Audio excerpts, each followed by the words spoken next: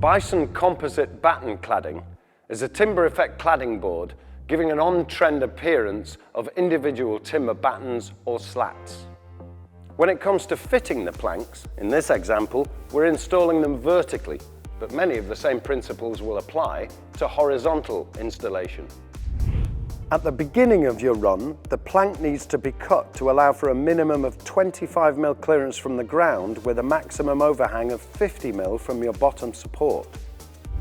The first plank should be laid with the recessed lap edge facing in the direction that you're cladding. You'll need to fix this to each joist with the 35 mm collar head screw through the low valley of the cladding profile. Next, pre-drill and secure the first plank with a second run of fixings on the recessed end lap edge.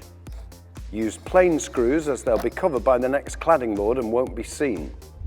Once the first board is secured, you can move on to the second. Simply push the lap joint together and repeat the pre-drill and fasten process, but with just one run of fixings required on the recessed end lap edge of the board.